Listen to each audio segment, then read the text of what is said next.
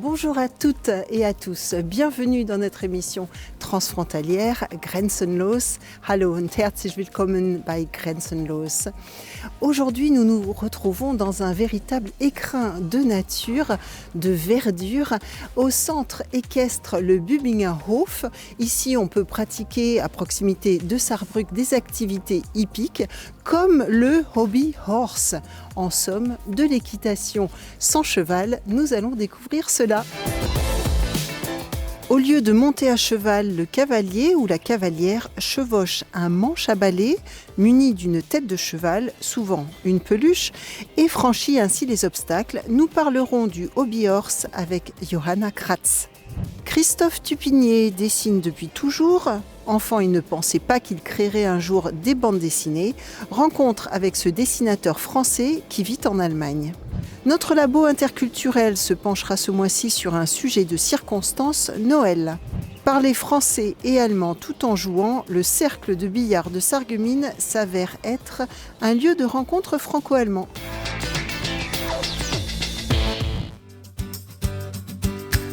En arrivant au Bübingerhof, on a du mal à s'imaginer être à quelques minutes à peine du centre-ville de Saarbrück. Créée en 1984, l'écurie familiale se situe sur la Bübingerberg, colline entourée de pâturages et de forêts. Un cadre qui fait le charme du lieu et qui fait que ses près de 150 cavaliers et sa cinquantaine de chevaux s'y sentent bien. La philosophie de l'écurie, proposer aux chevaux des endroits spacieux et adaptés à leurs besoins pour qu'ils puissent s'épanouir physiquement comme mentalement. Ainsi, en plus d'une cinquantaine de box, le centre équestre dispose de plusieurs prés et paddocks. En plus de son activité d'élevage de chevaux, le Bübingerhof met l'accent sur la formation du cavalier et du cheval, pour que les deux puissent évoluer ensemble dans les meilleures conditions. Des moniteurs proposent donc aux cavaliers un large panel d'activités et de cours d'équitation. Depuis 2018, le Bübingerhof organise d'ailleurs ses propres compétitions. Des cavaliers de toute la Sarre viennent s'affronter lors de concours de dressage ou de saut d'obstacles. Depuis le mois de novembre, l'écurie compte dans son panel d'activités une discipline des plus originales, puisqu'elle n'implique pas de cheval, ou plutôt pas de vrai cheval, le hobby horse. Si dans les années 60, cette tête de cheval en tissu sur un bâton était un jouet d'enfant populaire, aujourd'hui il est devenu une discipline sportive à part entière, un sport complet et codifié qui a vu le jour dans les années 2000 en Finlande. Aujourd'hui, le hobby horse commence à gagner en popularité en France et en Allemagne. Johanna Kratz nous en dit plus sur ce sport qui fait le bonheur de ses plus jeunes cavaliers tous les mercredis.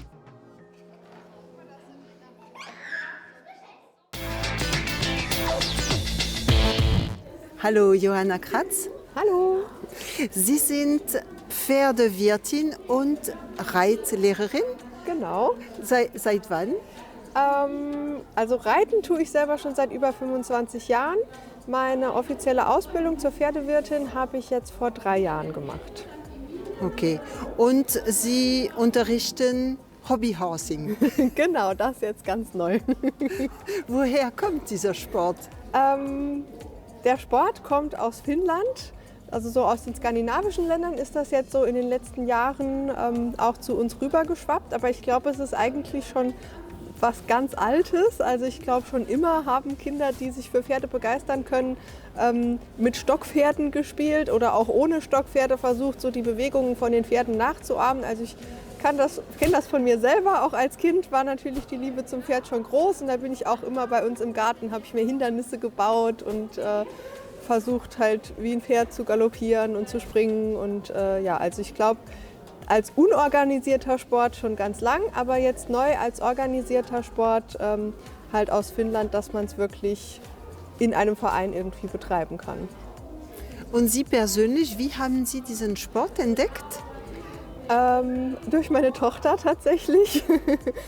Die ist jetzt 10 Jahre alt und die ist ganz begeistert davon gewesen und wünscht sich nur noch Stockpferde zu Weihnachten und zum Geburtstag. Und so bin ich irgendwie da mit reingerutscht und habe gemerkt, wie viel Spaß das den Kindern macht und habe gesagt, das könnten wir doch bei uns im Verein auch anbieten. Und wurde direkt dankend angenommen. Le dada de Christophe Tupinier, ce n'est pas l'équitation, non, c'est le dessin. Il dessine depuis toujours. Enfant, il n'aurait jamais imaginé qu'un jour il ferait ses propres bandes dessinées.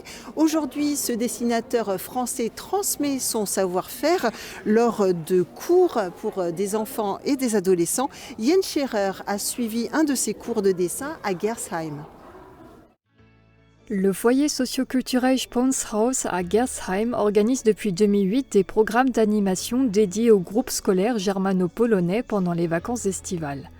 Cette fois-ci, c'est le dessinateur Christophe Tupinier qui a souhaité renouveler l'expérience. Il a proposé aux jeunes d'apprendre à dessiner un personnage. Il s'est inspiré pour cela de l'image d'un requin en surpoids. Depuis sa jeunesse, l'auteur est fasciné par la culture des dessins animés et de la BD très répandue en France. Chaque semaine, il s'achetait un numéro regroupant différents artistes avec leur propre style. Und dadurch bin ich zum Kontakt gekommen mit bestimmten Comics, die eigentlich allein nicht lesen würde, zum Beispiel. Und das ist extrem wichtig, finde ich. Diese Breitband, kann man sagen. Dass wenn jemand mich fragt, sagt, probier viele Sachen auf die Welt, auf dein Leben. Die jungen Leute, die sind immer auf eine Sache konzentriert, Manga zum Beispiel im Moment. Ich würde sagen, gern, aber probier alles. Lies mehrere Sachen, geh einen Film gucken zum Beispiel, das du nicht sehen würdest, freiwillig. Oder ein Buch liest, das du vielleicht nie lesen würdest. Kannst du immer dann auch sagen, okay, das war nicht mein. Aber umsonst, das ist viel, diese breite Spektrum habe ich in Frankreich im Comicbereich wirklich gehabt. Und das war richtig hilfreich, finde ich. Tupinier s'installe à Berlin en 1995 où il étudie et apprend en parallèle le web design. Ça lui permet de décrocher ses premiers contrats en tant que dessinateur. Et très vite, il donne des cours et propose ses dessins à des journaux. À son retour en Sarre, il réalise en partenariat avec un auteur une série de bandes dessinées consacrées au personnage de Lemmes, très connu en Sarre. Mais son grand amour reste les dessins animés. Ich mache nur Cartoon fast. Was finde ich Cartoon lustig? Und Cartoon kann man sich fast alles erlaubt, ist man frei eigentlich. Mittlerweile wird es immer schwieriger, muss ich einfach sagen, weil viele Menschen sind extrem empfindlich geworden mit bestimmten Themen. Und wenn man diese Themen anfasst, es wird schwieriger. Und wenn man im Internet macht, kriegt man sofort der Hammer kommt und sagt, du nicht. Und so. Aber Cartoon ist eine schöne Sache, kann man Sachen sagen, vielleicht durch Cartoon oder Comics, dass man einfach so nicht sagen könnte vielleicht. Ich bin trotzdem der Meinung, kann man nicht alles sagen, muss man trotzdem ein bisschen Respekt haben, aber fast alles kann man sagen.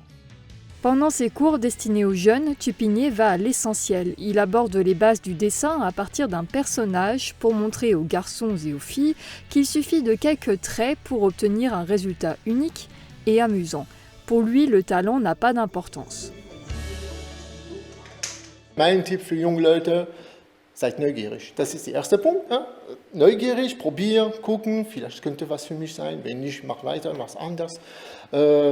Ja, es gibt manche, die sind mehr, wie kann man das sagen, mehr Affinität dazu als andere. Ich kenne meine zwei Brüder zum Beispiel, die hassen mal. Ist das so gut so? Die machen was anderes, auch gut. Warum nicht? Ich bin immer froh heute, weil ich 20 Leute habe, glaube ich, plus minus. Wenn man 1, 2, 3 erreicht, das ist gut. Die anderen, die haben eine schöne Zeit oder nicht, ich weiß es nicht.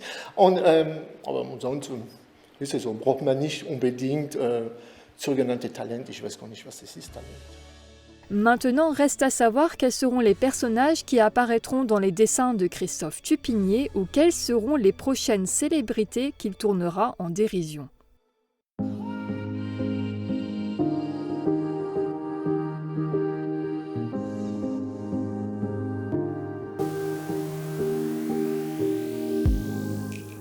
De retour au centre équestre, le Bübingerhof, avec Johanna Kratz. Johanna, wie viele Kinder nehmen an diesem Kurs teil, vom Hobby-Horsing-Kurs? Ja, im Moment sind wir bis Ende des Jahres noch so ein bisschen in der Schnupperphase, wo die Kinder sich das erstmal angucken können, weil wir es ganz neu angefangen haben. Aber so ungefähr 15 Kinder haben wir im Moment. Und ich gehe davon aus, dass da noch einige dazukommen werden. Also so von Woche zu Woche kommen immer 1 bis 2 neue Kinder mit dabei. Und wie alt sind sie, die Kinder? Die kleinste ist im Moment 2,5 Jahre. die älteste 12. So der Großteil ist, würde ich sagen, Grundschulalter, Übergang, Grundschule, Gymnasium, also gerade so zwischen 7 und 11 Jahren. Und alle kommen zurecht, alle spielen zusammen. Ja, die verstehen sich alle super. Die Großen unterstützen die Kleinen, feuern die Kleinen an. Und ja, also finde ich super schön zu sehen, dass sie auch in so einer gemischten Altersgruppe toll miteinander umgehen. Ja. Sind es hauptsächlich Mädchen? Ich sehe nur Mädchen, oder? Heute sind leider nur Mädchen da. Aber wir haben auch 3 Jungs in unserer Gruppe. Aber heute sind sie krank. Heute oder? krank, ja. Ja, okay. Also Hobbyhorsing, das ist ein richtiger harter Sport, also ein seriöser, körperlich anstrengender Sport. Auf jeden Fall. Also jeder, der mal am Strand war, weiß, glaube ich, wie anstrengend das ist, im Sand zu laufen. Und die Kinder gehen ja nicht nur, die tun ja wirklich auch traben und galoppieren, also wirklich laufen, geben sich dabei Mühe, ausdrucksstark zu laufen, eine möglichst lange Schwebephase zu haben. Also das ist wirklich anstrengend, das fördert die Ausdauer, die Kondition, auch die Kraft. Ja, also es ist definitiv ein Sport. Welche Eigenschaften braucht man also für ein Kind? Welches Eigenschaften braucht so ein Kind? Also ich glaube auf jeden Fall Fantasie und so dieses Verspielte, um sich halt einfach überhaupt damit auseinanderzusetzen und nicht einfach ins Turnen zu gehen.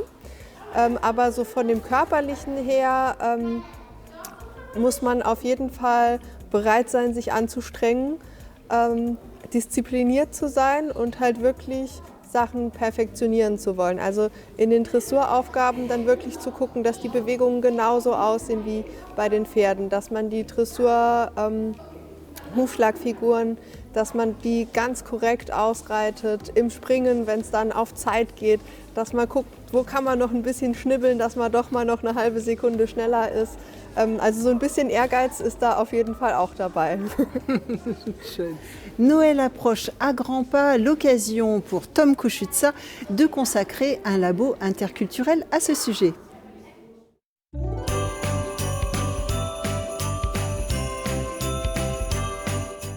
Noël approche et quoi de mieux que de rencontrer ses amis en préparation des fêtes.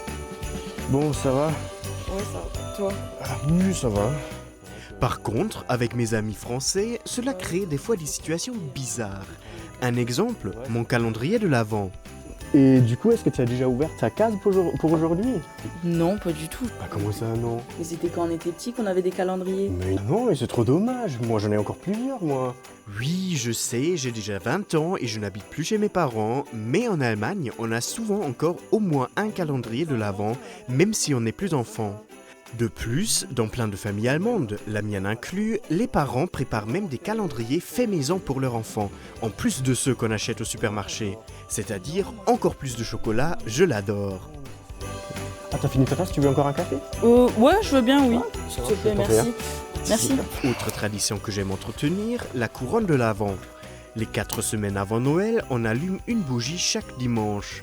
En Allemagne, c'est une tradition très connue, des couronnes de l'Avent, on en trouve dans presque toutes les maisons. Par contre, en France, on la connaît beaucoup moins apparemment. Oh, mais pourquoi il en a allumé que 2? Attends, je vais allumer le reste.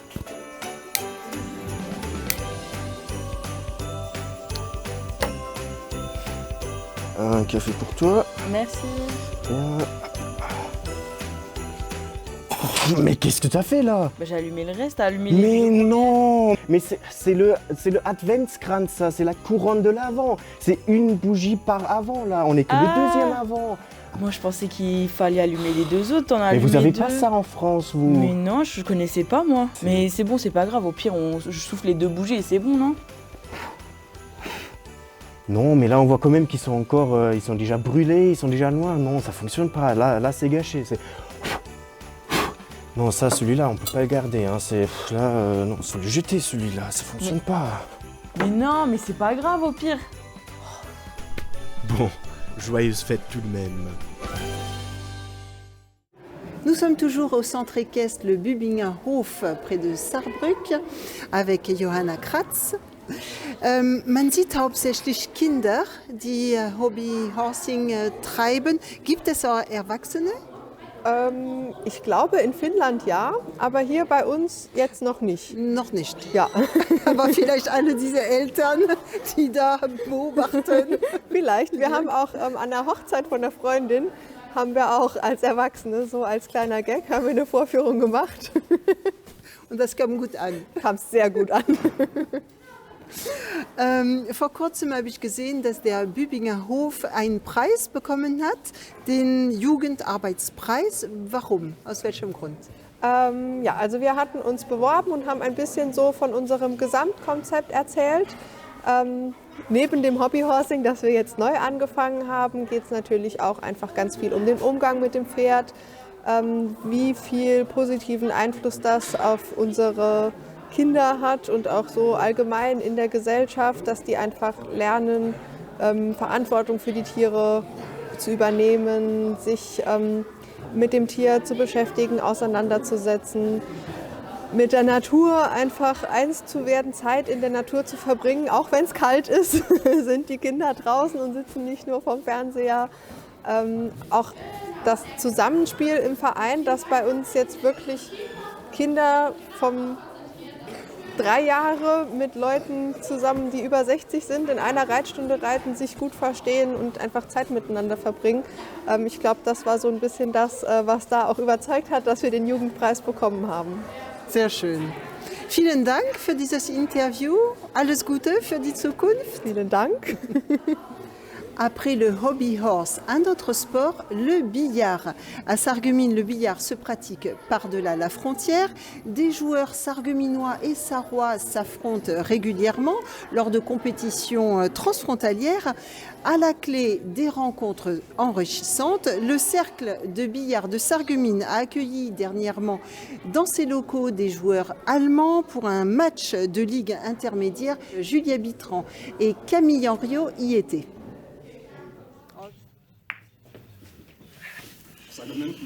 Sarreguemines, 0 point. Après chaque coup, les scores sont annoncés en allemand. Et pourtant, on se trouve bien au cercle de billard de Sarreguemines. Par équipe, des joueurs sarregueminois et du club allemand de Grande-Rosselle se sont disputés la victoire sur des parties de billard de carambole à 3 bandes. Une spécificité bien française. La bille doit rebondir une fois sur 3 rebords pour espérer décrocher le point. Même si chacun a un bon niveau de compétition, les joueurs allemands ont dû adapter leur style de jeu. J'ai remarqué que ces tables de billard ne fonctionnent pas du tout de la même manière que les nôtres. Ils ont des billards qui sont plus petits que nous. Donc ils ont des 2,60 m et nous on a des 2,80 m, 3,10 m et donc des fois ils sont un peu dépaysés. Parce que bon, la taille du billard influence quand même la trajectoire des billes. Et bon, ça peut être un handicap. Le sport a perdu de nombreux adeptes ces dernières années. Il fallait bien trouver d'autres billardistes prêts à relever le défi des prochaines compétitions. Les clubs sarrois sont depuis très longtemps les plus proches géographiquement de Sarreguemines, d'où cette entraide transfrontalière ces 30 dernières années. On a le même exemple, les Luxembourgeois donnent un coup de main aux Allemands, comme les Allemands donnent un coup de main aux Luxembourgeois, ou même des Français du Pays Haut qui jouent au Luxembourg. Donc ce qu'on a fait il y a 30 ans, ça s'est, on va dire, entre guillemets, démocratisé, quoi. Et ça marche plutôt bien. Aujourd'hui, les équipes de billardistes sarregueminois évoluent exclusivement en Allemagne. Malgré tout, elles sont limitées dans leur ascension sportive. Mais les Sarregueminois ne peuvent pas monter en Bundesliga, donc en première division. Ils peuvent seulement participer à des compétitions sarroises. Seuls 2 étrangers de nationalité européenne peuvent intégrer l'équipe allemande, la Mannschaft ou la Bundesliga. Mais tout ça, c'est purement réglementaire et administratif. Pour envoyer ses joueurs en sarre, le cercle de billard a dû adhérer à la fédération sarroise. Ces rencontres franco-allemandes permettent aujourd'hui de développer et pérenniser l'activité des clubs de billard présents sur notre grande région. Voilà, c'est déjà la fin de notre émission. Je tiens à remercier particulièrement Thomas Zeda derrière la caméra. Merci Thomas pour ton soutien, tes encouragements et tes flous artistiques. Je vous souhaite à tous de très belles fêtes de fin d'année et on se retrouve le mois prochain. Tchuss, bis bald.